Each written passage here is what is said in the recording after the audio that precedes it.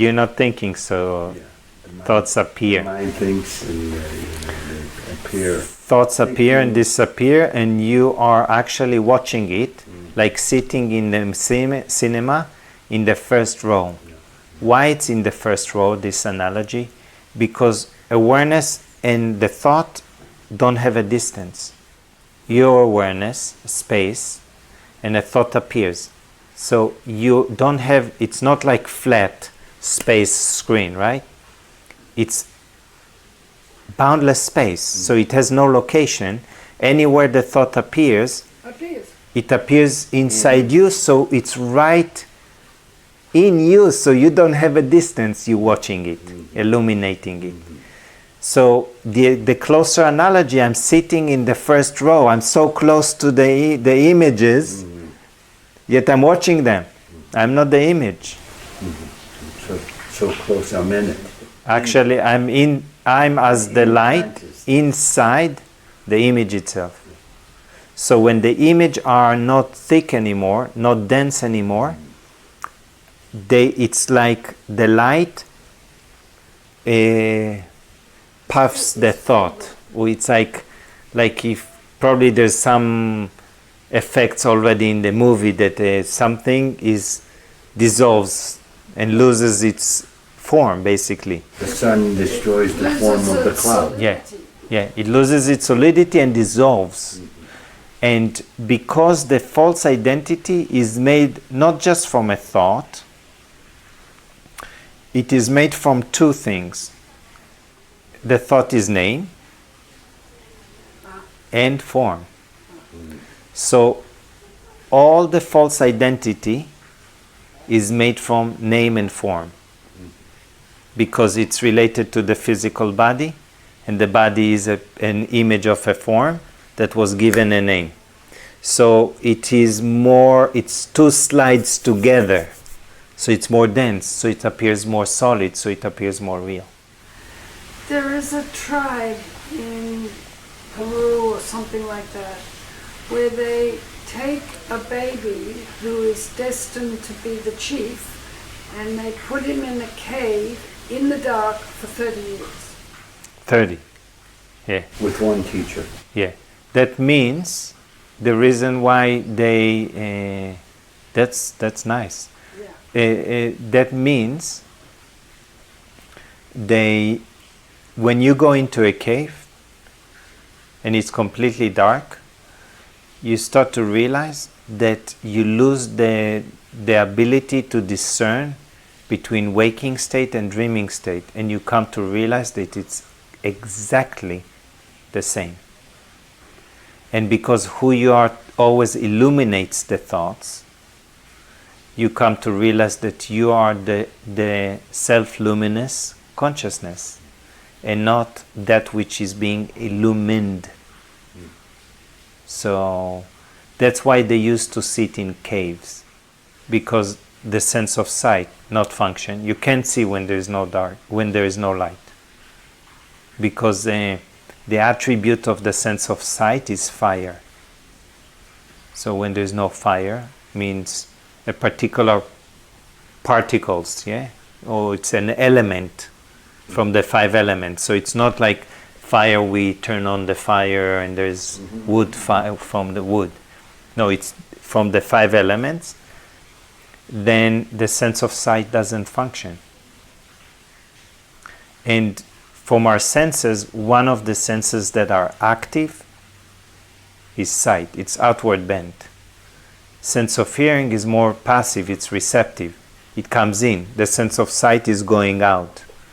So already it's another tactic to get the attention. We draw in. You cut the sense of sight, can see, your movement reduces. You can't move so much. You're being more still and conscious.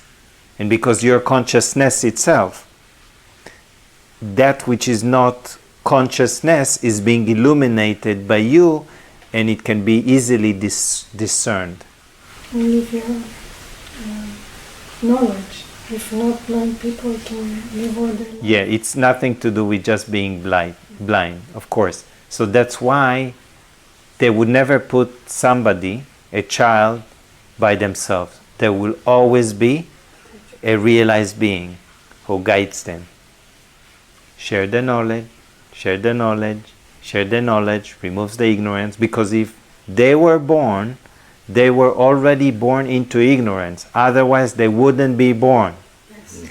So now they have hearing the knowledge, removes the ignorance. But somebody like, supposedly, the Dalai Lama arrives with some knowledge. The knowledge is never lost. For any reincarnation, it's never lost.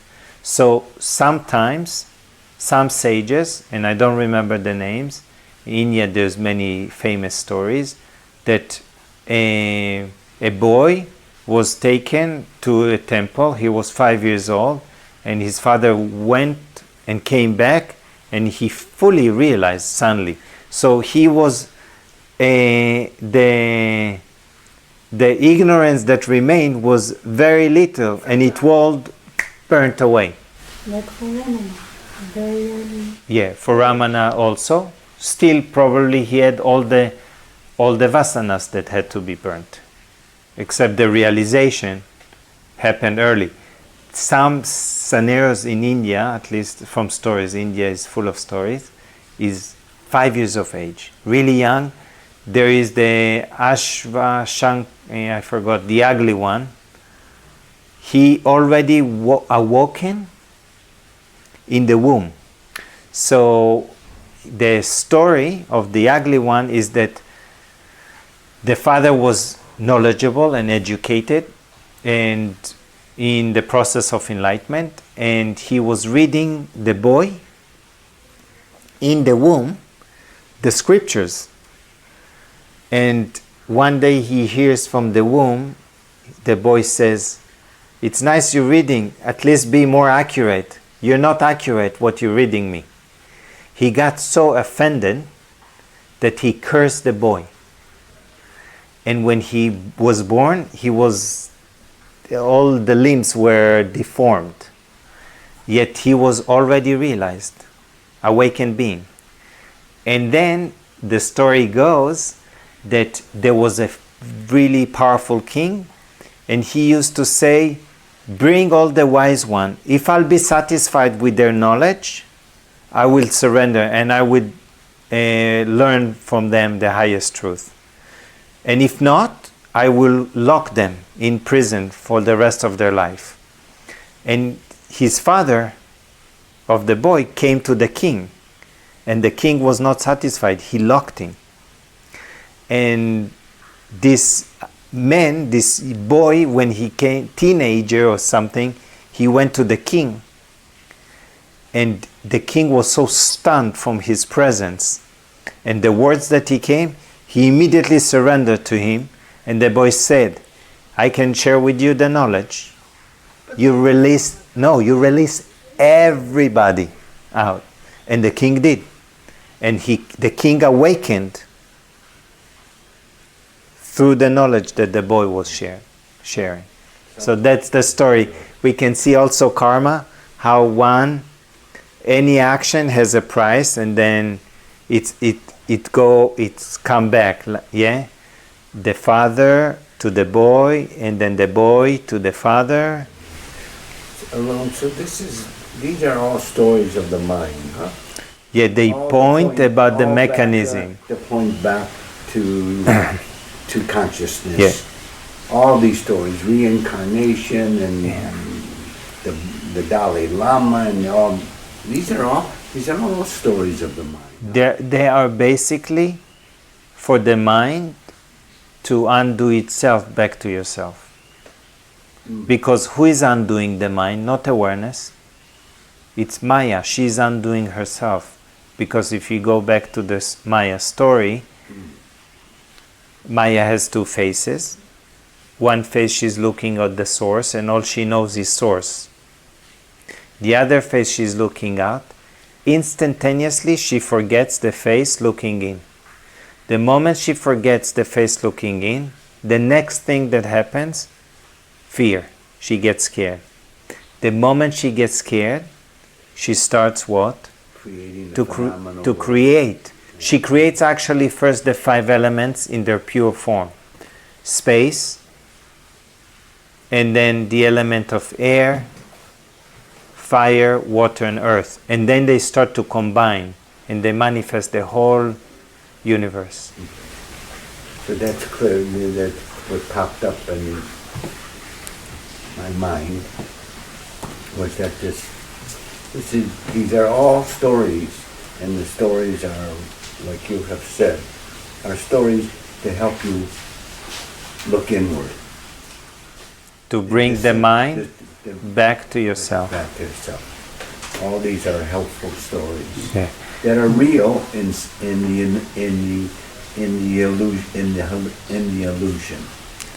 They appear to be They real. appear to be real in the illusion. Yeah. The thing is that anything that appears to be real doesn't take an existence of reality. Doesn't have real existence. Doesn't it? Yeah. It's That changing. which appears does not exist. That which exists never appears. Yeah. That which appears does not exist because it appears and disappears. It's not the substratum. It's changing.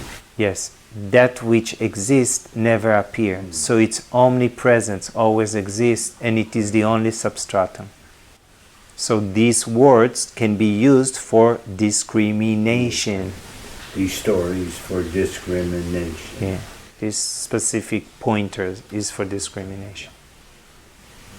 One thing I don't understand about the reincarnation is that you told me about this book, Living with the Himalayan Masters, and you told me that they thought that he is a incarnation of Shankaracharya. Mm-hmm. So how can, if the sage does not reincarnate? Because people have different ideas. Some people, even in India, that's what Nagaraj, I heard him say, that they believe that Ramana reincarnated as a... Each one can believe whatever they want to believe. It's still just a belief. And because a belief cannot be real, there's no real belief, it's all imaginary. So one can imagine the belief to be real, it still keeps it unreal, and for them it appears to be real.